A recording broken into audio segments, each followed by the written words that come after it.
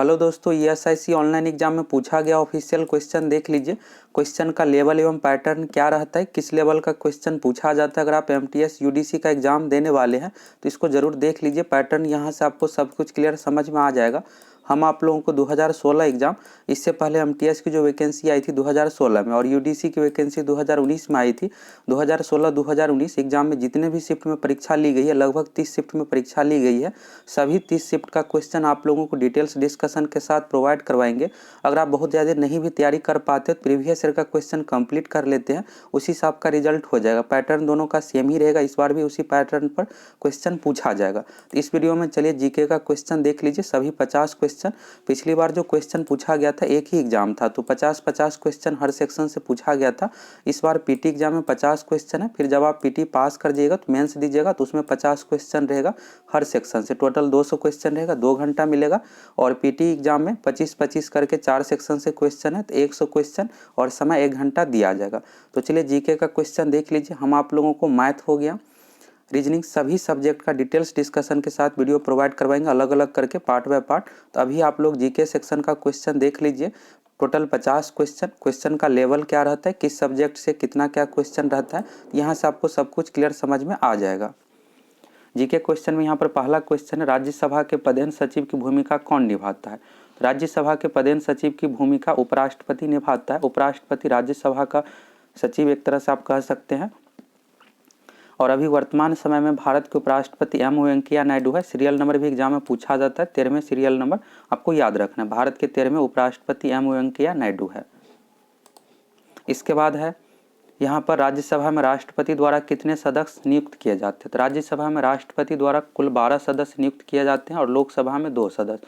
Simple से यहाँ पर एग्जाम में पूछ लिया जाता है कि भारतीय सदन में राष्ट्रपति द्वारा कुल कितने सदस्य नियुक्त यानी मनोनीत किए जाते हैं। तो टोटल 14 सदस्य, 12 सदस्य हो गया राज्यसभा से, 2 सदस्य लोकसभा से। अब लोकसभा का हटा दिया गया है। इसके बाद यहाँ पर लोकसभा का सदस्य बनने की न्यूनतम आयु कितनी है, यहाँ से आपको सीरियल से याद रखना है। पंचायत चुनाव यानी वार्ड सदस्य हो गया, मुखिया, ये सब का चुनाव के लिए जो न्यूनतम उम्र का कंडीशन 21 साल, मतदान करने के लिए न्यूनतम उम्र का कंडीशन 18 साल। इसके बाद यहाँ से आगे बढ़ेंगे तो 25 साल। तो 25 साल जो है लोकसभा का सदस्य बनने के लिए और विधानसभा का सदस्य बनने के लिए, एमपी एमएलए बनने के लिए जो है उम्र का कंडीशन 25 साल है। इसके बाद 30 साल जो कंडीशन है विधान परिषद एवं राज्यसभा का सदस्य बनने के लिए। कुछ राज्यों में विधान परिषद भी है, जैसे 6 राज्यों में विधान परिषद है और राज्यसभा में बनने के सदस्य बनने के लिए 30 साल है। इसके बाद 35 साल की बात करें तो 3 चीज़ आपको याद रखना, राष्ट्रपति, उपराष्ट्रपति, इसके बाद हो गया राष्ट्रपति, उपराष्ट्रपति और राज्यपाल बनने के लिए न्यूनतम उम्र का जो कंडीशन है 35 साल है। राष्ट्रपति, उपराष्ट्रपति और राज्यपाल का 35 साल हो गया। राज्यसभा और विधान परिषद का सदस्य बनने के लिए 30 साल है। लोकसभा का सदस्य और विधानसभा का सदस्य बनने के लिए 25 साल है। पंचायत चुनाव से संबंधित न्यूनतम उम्र का कंडीशन 21 साल है और मतदान करने के लिए न्यूनतम उम्र का कंडीशन 18 साल है। तो लोकसभा का यहाँ पर हो जाएगा 25 साल। यहाँ से एक क्वेश्चन एग्जाम में पूछा जाता है। अगला क्वेश्चन है, भारतीय संविधान के किस अनुच्छेद के अनुसार राष्ट्रपति के पास अपराधियों को क्षमादान की शक्ति है। तो यह जो वर्णित है अनुच्छेद 72 में। अगला क्वेश्चन है, भारत के राष्ट्रपति पर किसके द्वारा महाभियोग चलाया जा सकता है। तो महाभियोग संसद द्वारा चलाया जा सकता है और इसका जो वर्णन है अनुच्छेद 61 में। अगला क्वेश्चन है, राजीव गांधी खेल रत्न पुरस्कार 2015 किसे मिला था। तो करेंट अफेयर से भी पूछा जाएगा, तो उस समय 2015 का एग्जाम था तो इसलिए 2015 से रिलेटेड पूछा गया। आपको 2020-21 का याद रखना है। तो सानिया मिर्जा इसका राइट आंसर हो जाएगा। अगला क्वेश्चन है, वर्ष 2015 में फेमिना मिस इंडिया प्रतिस्पर्धा किसने जीता था। तो आदित्य आर्या इसका आंसर हो जाएगा। सभी क्वेश्चन को देख लीजिए, करंट अफेयर्स का भी क्वेश्चन देख लीजिए। यहाँ से आपको लेवल का पता चल जाएगा कि लेवल क्वेश्चन का क्या है। तो 2015 में जो दिया गया था ज्ञानपीठ पुरस्कार रघुवीर चौधरी को, आपको 2017 से याद रखना है। 2017 में 53वां कृष्णा सोबती को हिंदी भाषा में दिया गया। 2018 में अमिताभ घोष को दिया गया, 54वां अंग्रेजी भाषा में दिया गया। 2019 का दिया गया अक्कीतम अच्युतम नंबूदरी को, 55वां मिला है। अगला क्वेश्चन है, 2015 में सर्वश्रेष्ठ अभिनेता श्रेणी के लिए फिल्म फेयर पुरस्कार किसने जीता था। तो रणवीर सिंह ने जीता था। अगला क्वेश्चन है, यहाँ पर आंसर टिकआउट इसलिए है कि यह ऑफिशियल वेबसाइट पर फाइनल आंसर की जारी किया गया था, तो उस समय सभी जो भी शिफ्ट का एग्जाम था सभी का यहाँ पर इस तरह से दिया हुआ था टिक आउट करके। अगला है कौन सा द्वितीय सर्वोच्च नागरिक सम्मान है, तो भारत में सर्वोच्च नागरिक सम्मान जो है भारत रत्न है। भारत रत्न के बाद स्थान आता है पद्म विभूषण का, इसके बाद है पद्म भूषण, इसके बाद है पद्मश्री। तो पहले नंबर पर हो गया भारत रत्न, दूसरे नंबर पर पद्म विभूषण, तीसरे नंबर पर हो गया पद्म भूषण, चौथे नंबर पर पद्मश्री, इस तरह से हो गया। और ये नागरिक सम्मान है, यहाँ पर नागरिक सम्मान है। अगला क्वेश्चन है माइकल जैक्सन की आत्मकथा का शीर्षक क्या है, तो मून वॉक है। अब चलिए फटाफट सभी क्वेश्चन देख लीजिए। इग्नाइटेड मैडनेस पुस्तक के लेखक कौन है, तो डॉक्टर एपीजे अब्दुल कलाम है। अगला क्वेश्चन है टू स्टेट नामक पुस्तक के लेखक कौन है। पुस्तक से भी अच्छा खासा क्वेश्चन पूछा गया, इस टॉपिक को भी आपको अच्छे से कंप्लीट कर लेना है। टू स्टेट नामक पुस्तक के लेखक चेतन भगत है। अगला क्वेश्चन है गाइड नामक प्रसिद्ध उपन्यास के लेखक कौन है, तो आर.के. नारायण है। अगला क्वेश्चन है गोल्डन गेट नामक पुस्तक के लेखक कौन है, तो विक्रम सेठ है। अगला क्वेश्चन है कुचिपुड़ी नृत्य का उद्गम भारत के किस राज्य से हुआ, तो पैटर्न यही रहेगा, बस थोड़ा सा लेवल बढ़ाया जाएगा।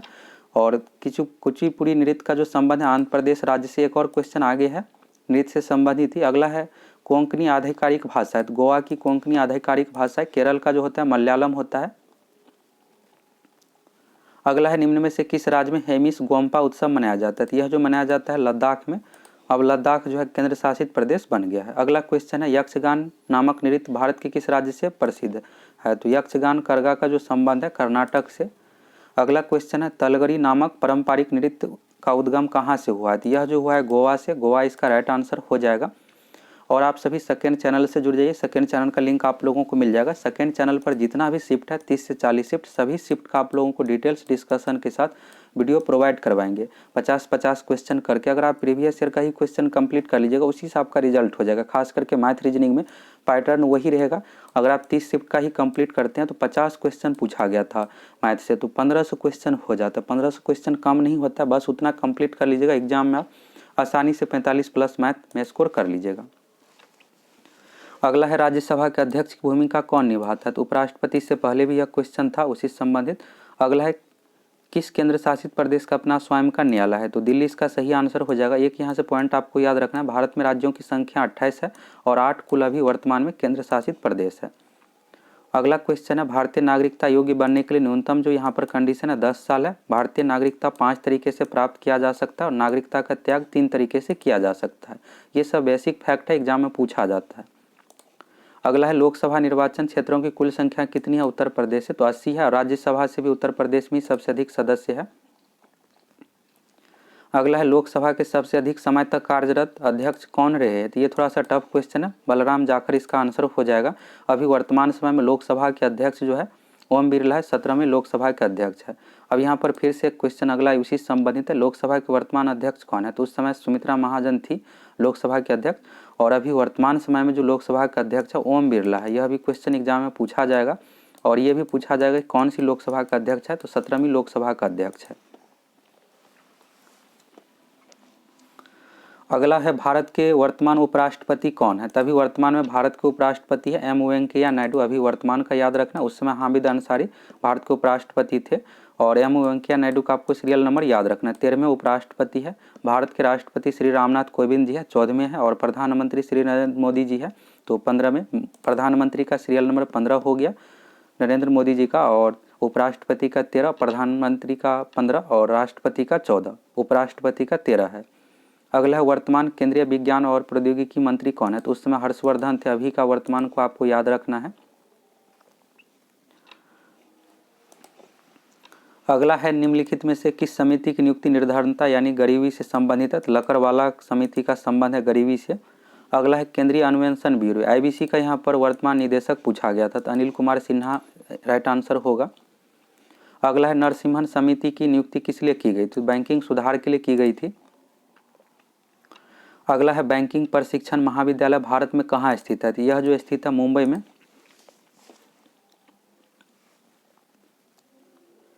अगला है भारतीय रिजर्व बैंक का राष्ट्रीयकरण किस वर्ष किया गया था, तो 1949 में। स्थापना जो किया गया था 1935 में और 1949 में राष्ट्रीयकरण कर दिया गया था। भारत का जो राष्ट्रीय बैंक है रिजर्व बैंक है। अगला है चौथी पंचवर्षीय योजना का काल है, तो 1969 से 74 है। पहली पंचवर्षीय योजना का काल है 1951 से 56, फिर दूसरी का हो गया 56 से 61, इस तरह से है। अगला है ग्रे रिवॉल्यूशन यानी क्रांति का संबंध है, तो उनसे संबंध है इसका। अगला क्वेश्चन है कौन से महाद्वीप में कोई मरुस्थल नहीं है, तो यूरोप में कोई मरुस्थल नहीं है। अगला क्वेश्चन है निम्नलिखित में से कौन विश्व की सबसे लंबी पर्वत श्रृंखला है, लंबी पर्वत श्रृंखला एंडीज है और सबसे ऊंची पर्वत श्रृंखला या पर्वतमाला कहिएगा तो हिमालय है। इसका राइट आंसर हो जाएगा एंडीज। अगला क्वेश्चन है बानरघट्टा राष्ट्रीय पार्क कहाँ स्थित है, तो यह जो स्थित है बेंगलुरु कर्नाटक में। अगला क्वेश्चन है मन्नार की खाड़ी किस तटरेखा के समीप है, तो मन्नार की खाड़ी जो है तमिलनाडु में। आप सभी क्वेश्चन को देख लीजिए, पैटर्न का पता चल जाएगा, टॉपिक का पता चल जाएगा, क्वेश्चन का लेवल क्या रहता है ये भी आपको पता चल जाएगा। तो मध्य प्रदेश की सीमा कितने राज्यों से जुड़ी है, तो 5 राज्यों से जुड़ी है। अगला क्वेश्चन है सिंधु घाटी सभ्यता में प्रयोग की जाने वाली प्रथम धातु कौन सी थी, तो सिंधु घाटी सभ्यता के समय लोग एल्यूमिनियम प्लेटिनियम ये सब से परिचित नहीं था। अभी आधुनिक युग में इसका प्रयोग किया जा रहा है, यूरेनियम प्लेटिनम एल्यूमिनियम ये सब हो गया। सिंधु घाटी सभ्यता के लोग तांबा से परिचित था, कांसा कॉपर टीन ये सब से परिचित था और लोहा से परिचित नहीं था। एल्यूमिनियम प्लेटिनियम उस समय परिचित नहीं था, यह आधुनिक युग में प्रयोग किया जा रहा है। अगला क्वेश्चन है गुरु नानक की शिक्षाओं को किस में संकलित किया गया, तो आदि ग्रंथ में किया गया। यह कई बार पूछा जाता है एग्जाम में।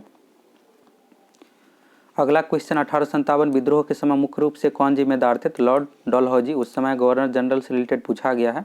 अगला है असहयोग आंदोलन कब आरंभ हुआ था, तो असहयोग आंदोलन 1920 में शुरू हुआ था और यह जो चला था 1922 में, फिर 5 फरवरी 2022 को चोरा चोरी कांड के कारण से फिर इसे स्थगित कर दिया गया। 1922 में इसे स्थगित कर दिया गया। अगला क्वेश्चन है काकतीय वंश के संस्थापक कौन थे, तो काकतीय वंश के संस्थापक बेटा वन थे। अगला क्वेश्चन है यहाँ पर लॉन टेनिस के प्रसिद्ध खिलाड़ी बियोन बॉर्ग मूल रूप से किस देश के है, तो खिलाड़ी से संबंधित पूछा जाता है किस देश से संबंधित है, या ऐसे पूछ दिया जाएगा बियोन बॉर्ग का संबंध किस देश से है। तो जो भी प्रसिद्ध खिलाड़ी है विश्व लेवल पर आपको याद रखना है, स्वीडन इसका राइट आंसर हो जाएगा। अगला क्वेश्चन है सुल्तान अजलन शाह कप संबंध किस खेल से है, तो हॉकी खेल से संबंधित है सुल्तान अजलन शाह कप। अगला क्वेश्चन है बास्केटबॉल में कितने खिलाड़ी होते हैं, तो यहाँ पर देखिएगा 5। तो इसमें ज़्यादातर जो क्वेश्चन पूछा गया है स्टैटिक जीके से ही पूछा गया है और इस बार भी इसी तरह से पूछा जाएगा। अगला है ईरानी ट्रॉफी किस खेल से संबंधित है, तो क्रिकेट से संबंधित है और इस बार भी ऑनलाइन एग्जाम है, पिछली बार भी ऑनलाइन ही लिया गया था। अगला है 2014 शीतकालीन ओलंपिक खेल का आयोजन कहाँ किया गया था, तो सोची में किया गया था। आपको याद रखना आगामी का 2022 शीतकालीन ओलंपिक खेल का जो आयोजन किया जाएगा चीन की राजधानी बीजिंग में, और ग्रीष्मकालीन ओलंपिक खेल का आयोजन होगा 2024 में फ्रांस की राजधानी पेरिस में। और अभी ग्रीष्मकालीन ओलंपिक खेल का आयोजन किया गया 2021 में जापान की राजधानी टोक्यो में। ओलंपिक खेल 2 तरह का होता है, एक होता है ग्रीष्मकालीन, दूसरा होता है शीतकालीन। और यहाँ पर नाम से ही क्लियर है, ग्रीष्मकालीन गर्मी के समय में होता है जुलाई में और शीतकालीन ठंडी के समय में होता है। तो यहाँ पर 2 साल का अंतराल है। अगला शीतकालीन होगा 2022 में चीन में, और अभी जो किया गया है 2020 में यह होना था, कोरोना के कारण से नहीं हुआ। तो 2021 में ग्रीष्मकालीन का आयोजन हुआ है जापान की राजधानी टोक्यो में, 2024 का आयोजन होगा फ्रांस की राजधानी पेरिस में। तो इस तरह से आप डिस्कशन के साथ जीके क्वेश्चन देख